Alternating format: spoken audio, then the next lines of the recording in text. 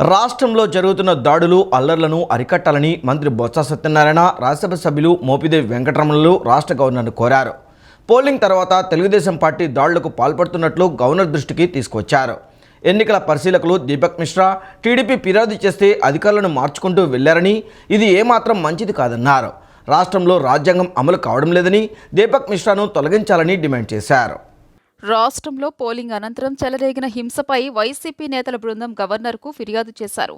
YCP నేతలు, మంత్రులు ఈ బృందంలో మంత్రి బొత్స సత్యనారాయణ, మేరుగ నాగార్జున, మాజీ మంత్రి పేర్ని నాని, మోపిదేవి వెంకటరమణ, కావటి మనోహర్ నాయుడు తదితరులున్నారు. సార్వత్రిక ఎన్నికల పోలింగ్ తర్వాత చోటు చేసుకున్న అల్లర్లు, దాడులు వెనుక ఉన్న బాధ్యులపై తగిన చర్యలు తీసుకునేలా ఆదేశించాలని గవర్నర్ను కోరారు. ఈ సందర్భంగా మంత్రి బొత్స సత్యనారాయణ మాట్లాడుతూ పోలింగ్ తర్వాత జరుగుతున్న హింస ఆందోళన రేపుతోందని ఆందోళన వ్యక్తం చేశారు. ఆయా ప్రాంతాల్లో ఉన్న పోలీసుల పనితీరుపై ఫిర్యాదు చేశామని, అబ్జర్వర్ దీపక్ మిశ్రా పక్షపాతంగా వ్యవహరిస్తున్నారని ఆరోపించారు. టీడీపీ వాళ్లు ఫిర్యాదు చేస్తే విచారణ లేకుండా చర్యలు తీసుకున్నారని, అబ్జర్వర్గా ఉన్న దీపక్ మిశ్రాపై న్యాయ విచారణ చేయాలని డిమాండ్ చేశారు. ఎన్నికల సంఘం నుంచి రిపోర్ట్ తీసుకున్న దీపక్ మిశ్రాను మార్చాలని గవర్నర్ను కోరినట్టు వెల్లడించారు. పల్నాడు ఎస్పీ ఐజీ త్రిపాఠి వంటి కొందరు అధికారులు ఎన్నికల వేళ పచ్చ చొక్కాలు వేసుకున్నారు అంటూ విమర్శలు గుప్పించారు. రాయలసీమ, పల్నాడులో పోలీసులను మార్చాలని కోరామని, కౌంటింగ్ ఉన్న నేపథ్యంలో దీపక్ మిశ్రాను మార్చి దేశంలో ఏ అధికారి అయినా పర్లేదు అని గవర్నర్ను కోరామన్నారు. ఎన్నికల ప్రక్రియలో భాగంగా ఉత్పన్నమైనటువంటి శాంతి భద్రతల సమస్యకి ప్రధాన కారకులు ఎన్నికల అబ్జర్వర్గా పోలీస్ యంత్రాంగంపై అబ్జర్వర్ వచ్చినటువంటి దీపక్ మిశ్రా గారి వల్ల జరుగుతున్నటువంటి స్పష్టంగా తేడతెల్లం అవుతుంది. ఏ అధికారి అయినప్పుడు ఎన్నికల కమిషన్ తెచ్చినప్పుడు నిష్పక్షపాతంగా ఆయన తెచ్చిన బాధ్యతలను విధులు నిర్వహించాల్సిన అవసరం. ఎన్నికలు పూర్తయిన 4 రోజులు అయినప్పుడు కూడాను, 4వ రోజు వస్తున్నప్పుడు ఇంకా కొన్ని ప్రాంతాలలో గొడవలు, దానికి సంబంధించి ప్రధాన కారణం పోలీసు వ్యవస్థ యొక్క పక్షపాత వైఖరి వల్లనే ఇది జరుగుతుందనే దానికి స్పష్టంగా తెలుస్తుంది. పల్నాడు ప్రాంతం కావచ్చు, చిత్తూరు కావచ్చు, అనంతపురం జిల్లా కావచ్చు, ఈ ప్రాంతాల్లో జరుగుతున్నటువంటి ఈ గొడవలన్నిటి కూడా ప్రధాన కారణం దీపక్ మిశ్రా, ఆయన కనుసనలో పనిచేస్తున్నటువంటి పోలీసు యంత్రాంగం అని చెప్పి స్పష్టంగా. తెలుగుదేశం పార్టీ ఏ ఫిర్యాదు ఇస్తే, ఏ పిటిషన్ పెడితే ఫాల్స్ పిటిషన్, దాని మీద ఎంక్వైరీ కూడా లేకుండా వన్ సైడెడ్గా యాక్షన్ తీసుకోవడం కాకుండా రాష్ట్రంలో ఉన్న సీనియర్ అధికారి, పోలీస్ అధికారికి తో పాటు ఇంకో 2 అధికారులు అంతా కూడా మా సోదరులు చెప్తారు.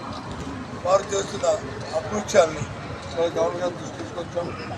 4వ తారీఖున దీని మీద ప్రజలతో కూడా కౌంటింగ్ కూడా ఉంది కాబట్టి, ఓట్లు పరీక్ష ఉంది కాబట్టి తక్షణమే ఈ పోలీస్ అధికారి ఎవరుతున్నారో, అబ్జర్వర్ కింద వచ్చిన పోలీస్ అధికారి ఎవరుతున్నారు, వారి మీద దీపక్ మిశ్రా మీద మరి ఎలక్షన్ కమిషన్కి తమ పరిధిలో ఏది ఉంటుంది, ఎలక్షన్ కమిషన్తో న్యాయ విచారణ మీరు రిపోర్ట్ తెప్పించుకోండి, ఎలక్షన్ కమిషన్ చెప్పి వారికి పోతే ఇంకెవరినైనా పెట్టుకోండి, మాకు అభ్యంతరమే. దేశంలో ఏ అధికారిని పెట్టండి, కానీ ఇంత పక్షపాత నిష్పత్తి చేస్తున్న అధికారిని పెట్టడం సంబంధించి కాదనేది విషయాన్ని రామన్ గారికి చెప్పాం. ఆయన పరిశీలిస్తున్నారు, పరిధిలో ఆయన పరిధిలో చేస్తున్న విషయాన్ని చెప్పాం.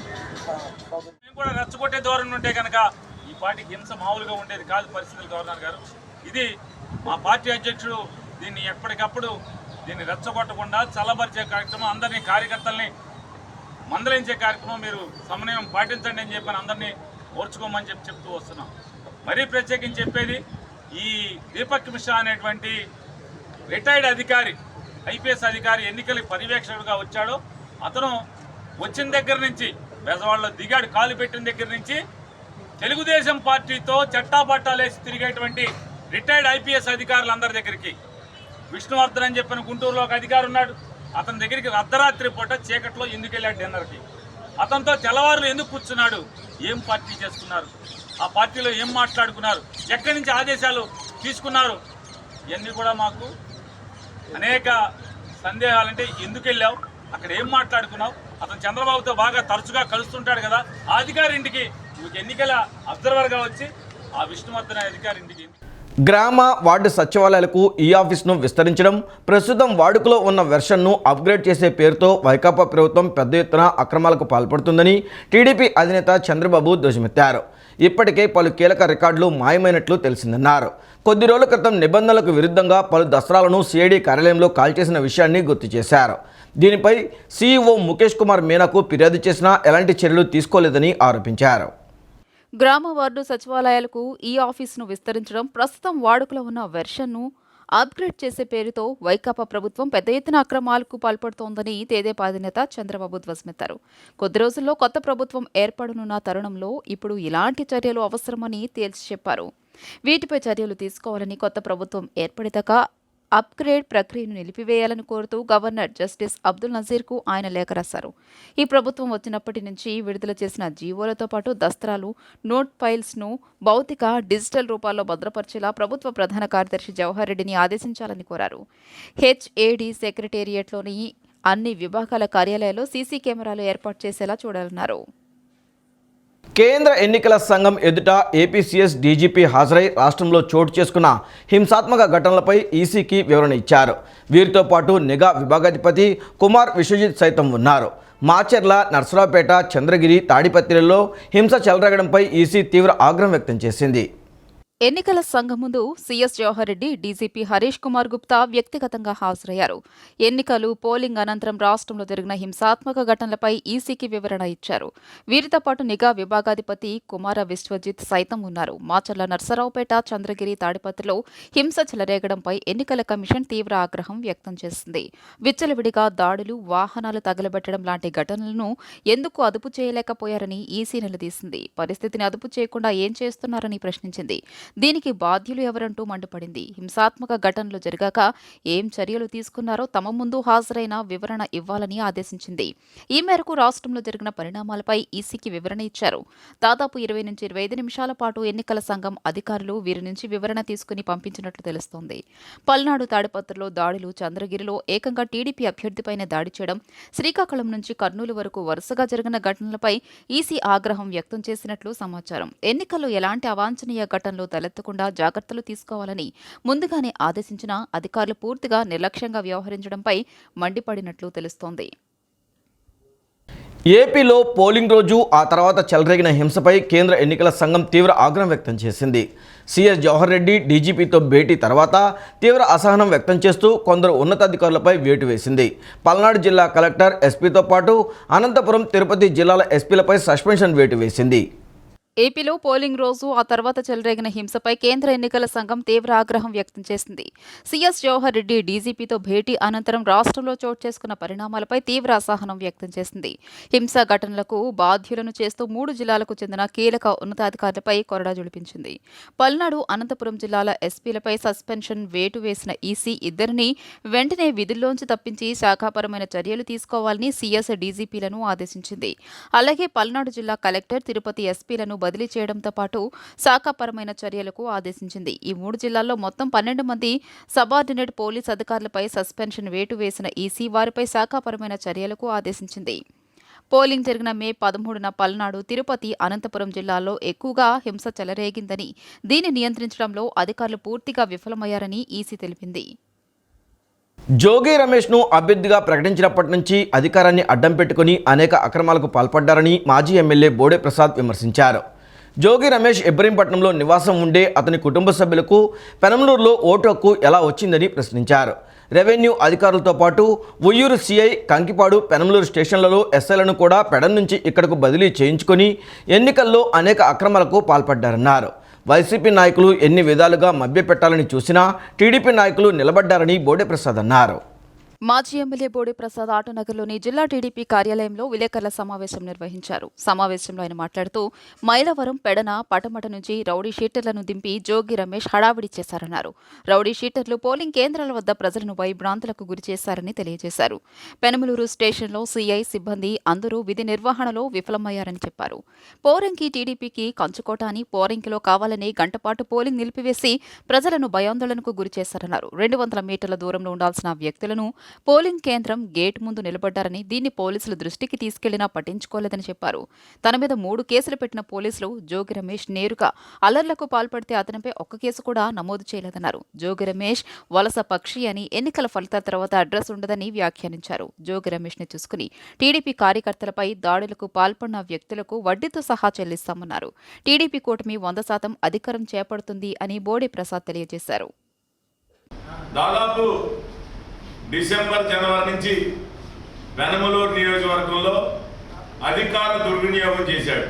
కానీ ప్రజలందరూ కూడా తెలుగుదేశం పార్టీ వైపున బోడే ప్రసాద్ని గెలిపించాలనే ఒక పట్టుదలతో మొన్న జరిగిన ఎన్నికల్లో ఓటేయడం జరిగింది.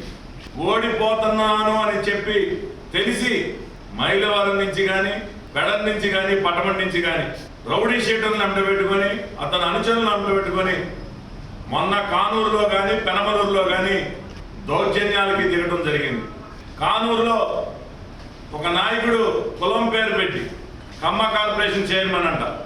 ఎవరైతే జోగి రమేష్ బంధువులో లేకపోతే ఆయన వర్గం ఉన్నారో వాళ్ళందరూ కూడా నా వైపు నిలబడితే ఈయన గారు నువ్వు ఏ కులానికి పుట్టావురా, ఏ కులానికి చేస్తున్నావు అంటే కులాలతో ఏం పని అంటే రెచ్చగొట్టే మాటలు, చెయ్యి చేసుకోవటం, బూతుల్లోకి వచ్చి పోలింగ్ బూతుల్లోకి వచ్చి భౌతికంగా దాడి చేయటం, అక్కడి నుంచి మళ్ళీ పోలింగ్కి రావడం జరిగింది. ఇవన్నీ కూడా గమనిస్తూనే ఉన్నాం. నువ్వు కానూరులో పెద్ద పిస్తాలేం కాదు. ఓట్ల లెక్కింపునకు ప్రణాళికాబద్ధంగా ఏర్పాట్లు చేయాలని అధికారులను ఎన్టీఆర్ జిల్లా ఎన్నికల అధికారి కలెక్టర్ ఎస్ ఢిల్లీరావు ఆదేశించారు. సమిష్టి కృషితో జిల్లాలో పోలింగ్ ప్రక్రియను విజయవంతంగా నిర్వహించామని, ఇదే స్ఫూర్తిని లెక్కింపు ప్రక్రియలోనూ కొనసాగించి విజయవంతం చేయాలని సూచించారు. విధుల్లో నిర్లక్ష్యం వద్దని హెచ్చరించారు. ఎన్నికల కమిషన్ మార్గదర్శకాలను పాటిస్తూ ఖచ్చితమైన ఫలితాలను త్వరితగతిన ప్రకటించేలా చర్యలు తీసుకోవాలని ఆదేశించారు. జూన్ 4వ తేదీన జరిగే ఓట్ల లెక్కింపునకు చేపట్టాల్సిన ఏర్పాట్లపై కలెక్టరేట్ ఇంటిగ్రేటెడ్ కంట్రోల్ రూమ్లో అధికారులతో కలెక్టర్ ఢిల్లీరావు నిన్న సమావేశమయ్యారు. ఈ సందర్భంగా కలెక్టర్ మాట్లాడుతూ ఇబ్రహీంపట్నం, జూపూడిలోని నోవా, నిమ్రా ఇంజనీరింగ్ కళాశాలలో స్ట్రాంగ్ రూమ్ల వద్ద కేంద్ర రాష్ట్ర పోలీసు బలగాలతో పటిష్టమైన 3 అంచెల భద్రత ఉందన్నారు. ఈవీఎంలు భద్రపరిచిన స్ట్రాంగ్ రూమ్లు, సీల్ వేసిన డోర్లు, సెక్యూరిటీ కారిడార్లను కవర్ చేసేలా ఏర్పాటు చేసిన సీసీ కెమెరాల పనితీరును నిరంతరం పర్యవేక్షించాలన్నారు. కంట్రోల్ రూమ్కు అనుసంధానం చేసిన సీసీ కెమెరాలు, భద్రతా పర్యవేక్షణపై నియమించిన గెస్టెడ్ అధికారులు, పోలీసు అధికారులు 24 గంటలు అప్రమత్తంగా ఉండాలని ఆదేశించారు. గుర్తింపు కార్డులు లేని వ్యక్తులు, అనధికార వ్యక్తులు, ఇతరుల వాహనాలను ఎట్టి పరిస్థితిలో అనుమతించొద్దని స్పష్టం చేశారు. స్ట్రాంగ్ రూమ్ల వద్ద ఓట్ల లెక్కింపు కేంద్రాలకు పోలింగ్ యంత్రాలు తరలించే మార్గాలు, అభ్యర్థులు, ఏజెంట్లు వెళ్లడానికి వేరువేరు మార్గాలు ఏర్పాటు చేయాలని సూచించారు. బారికేడ్లు ఏర్పాటు చేయాలని, ఎలాంటి సమస్యలు రాకుండా ముందస్తు ప్రణాళికతో అధికారులు పనిచేయాలని సూచనలు చేశారు. లెక్కింపు కేంద్రంలో అసెంబ్లీకి, పార్లమెంటుకు ఒక్కొక్కదానికి 14 టేబుల్స్ చొప్పున 28 టేబుళ్లు ఏర్పాటు చేయాలన్నారు. ముందుగా పోస్టల్ బ్యాలెట్ లెక్కింపు ప్రక్రియ చేపట్టాకే ఈవీఎంల కౌంటింగ్ ప్రారంభించాలన్నారు. ఎన్నికల కమిషన్ మార్గదర్శకాలను పాటిస్తూ ఖచ్చితమైన ఫలితాలను త్వరితగతిన ప్రకటించేలా చర్యలు తీసుకోవాలని ఆదేశించారు. ఇంద్రకీలాద్రిపై శ్రీ దుర్గా మల్లేశ్వర స్వామివార్లకు భక్తులు హుండీల ద్వారా 2.09 కోట్ల నగదును కానుకలు, మొక్కుబళ్ల రూపంలో సమర్పించారు. కానుకలను మహామండపం 6వ అంతస్తులో లెక్కించారు. 16 రోజులకు 2,09,49,116 నగదు, 434 గ్రాముల బంగారం, 4.145 కిలోల వెండి కానుకల రూపంలో భక్తులు సమర్పించడం జరిగిందని ఆలయ ఈవో కెఎస్ రామారావు తెలిపారు. విదేశీ భక్తులు భారీగా డాలర్లు సమర్పించారని చెప్పారు. యుఎస్ఐ డాలర్లు 171, మలేషియా రింగెట్లు 50, ఆస్ట్రేలియా డాలర్లు 115, UAE dirhams 110, Saudi riyals 66, Bahrain, Canada, ఇంగ్లాండ్కు చెందిన డాలర్లు సమర్పించారు. ఈ హుండీ ద్వారా 45,010 రూపాయలు విరాళాల రూపంలో అందాయి. కానుకల లెక్కింపులో ఆలయ సిబ్బంది, సేవా సిబ్బంది పాల్గొనగా దేవాదాయ శాఖ అధికారులు, ఎస్పీఎఫ్ పోలీస్ సిబ్బంది పర్యవేక్షించారు. చలాకీగా ఆడుతున్న పిల్లాడు ఒక్కసారిగా కుప్పకూలాడు. తల్లిదండ్రులు ఎంతగా పిలిచినా ఉలుకు పలుకు లేదు. బిడ్డను భుజాన వేసుకుని ఆసుపత్రికి పరుగులు తీశారు.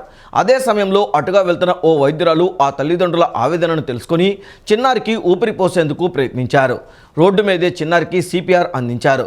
వృత్తి ధర్మం పరిమిడిల్లి వైద్యురాలి కృషి ఫలించడంతో ఆ బాలుడు మళ్ళీ ఊపిరి తీసుకున్నాడు. విజయవాడలో చోటు చేసుకున్న ఈ ఆసక్తికర ఘటన వీడియో సామాజిక మాధ్యమాల్లో వైరల్గా మారింది.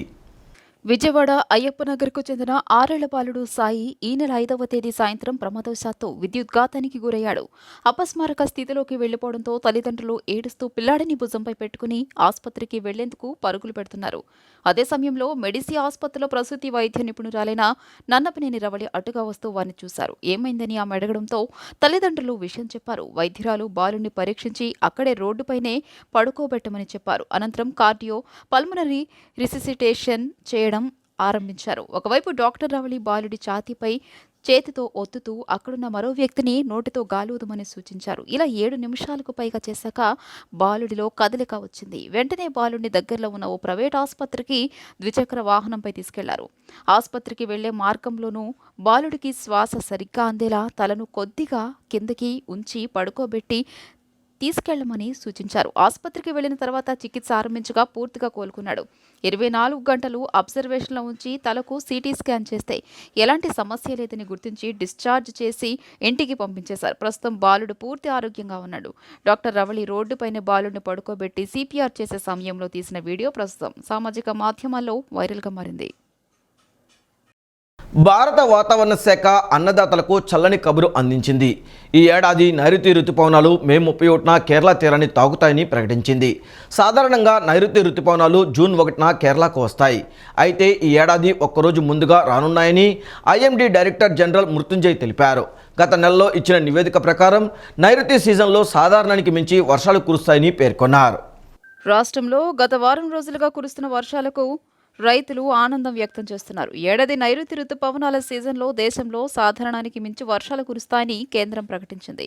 50 ఏళ్లు సగటును పరిగణలోకి తీసుకుంటే రుతుపవనాల సీజన్లో సగటున 87 సెంటీమీటర్ల వర్షపాతం నమోదవుతుందని, దీనికి అనుగుణంగా ఈ ఏడాది సాధారణానికి మించి వర్షాలు పడతాయని పేర్కొన్నారు. కాగా ఉపరితల ద్రోణి ప్రభావంతో రానున్న 2 రోజుల్లో వివిధ ప్రాంతాల్లో పిడుగులతో కూడిన మోస్తరు నుంచి భారీ వర్షాలు కురిసే అవకాశం ఉందని తెలిపారు.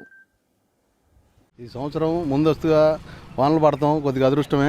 అయితే ఎండలు బాగా తీవ్రంగా ఉన్న వల్ల మనం ఇంకా భయపడిపోయాం. తర్వాత ఈ వానలు పడతాన కొద్దిగా రిలీఫ్ అయ్యాం. పంటలు కూడా చాలా ఇబ్బంది పడిపోయాము. బాగానే ఉండి పర్లేదు. ఇప్పుడు వాన పడేళ్ళకే 2 రోజులు బట్టి వర్షం వాతావరణం అనుకూలంగానే ఉంది. కొద్దిగా ముందస్తు ఋతుపవనాలు వస్తున్నాయంట. కేరళకి వస్తే కొద్దిగా మనం ఊరటం చెందుతాం.